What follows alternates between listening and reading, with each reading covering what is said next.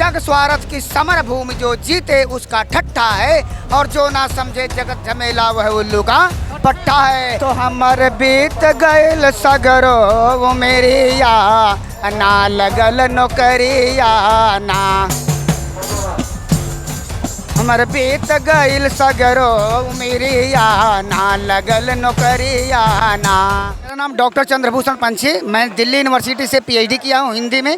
UGC net JRF हूँ। मैं professorship के लिए 10-12 साल से स्ट्रगल कर रहा हूँ, पर प्रोफेसरशिप का इंटरव्यू का सिस्टम ऐसा करप्शन में लिप्त हो चुका है कि ज्ञानी और विद्वान की कोई कदर नहीं है।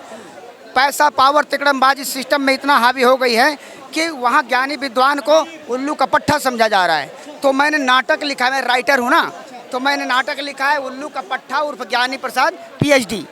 यानी आज के समय जो ज्ञानी प्रसाद है पीएचडी है ना, वो उल्लू का पट्टा है, और जो उल्लू का पट्टा है वो ऊपर बैठा हुआ है तिकड़मबाज। तो इस तरीके से इस नाटक को पढ़ने से पूरी जानकारी मिलती है, और हमारी प्लानिंग है कि इस नाटक का प्ले करवाया जाए, लाखों करोड़ों लोग तक देखें, जाने समझे इस नाटक के बारे में मैंने क्या लिखा है। उठी ज्ञान की अर्थी देखो, अंत हो गया ज्ञानी का, और न्याय धर्म की हार हो गई जीत स्वार्थ अभिमानी का।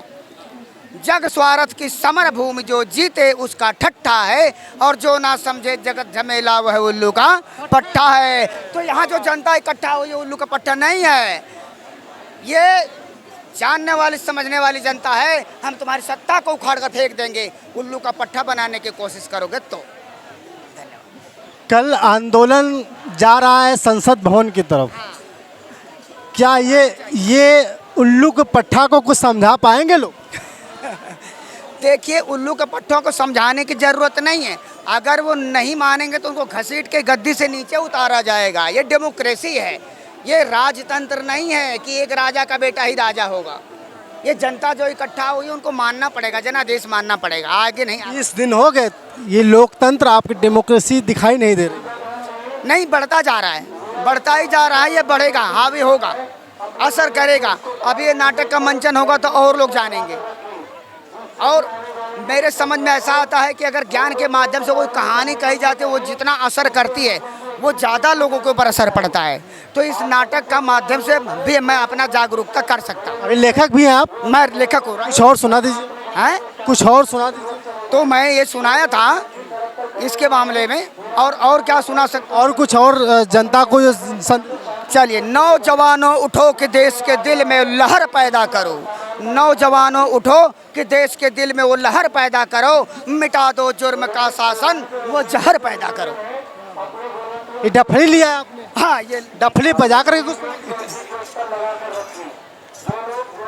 ये है नाटककार हैं, लेखक हैं चंद्र।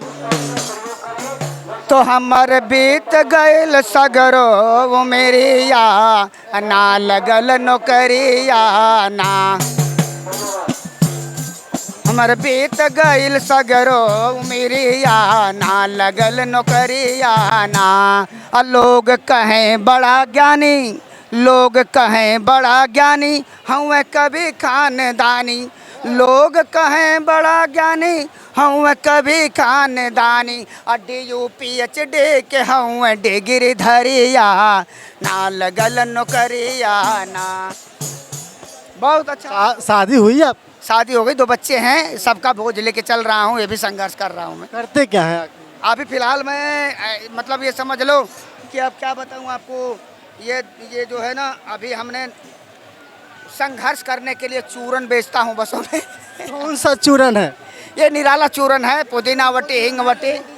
हाँ, चूरन बना निराला आला, इसमें डाला चटक मसाला, और खाए जनधन का रखवाला, तोड़ दे काले धन का ताला।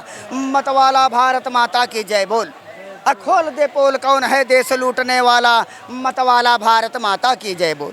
ये चूरन खाओ। हाँ, ये चूरन मैंने बेचता हूँ, चूरन पर कविता भी लिखा हूँ।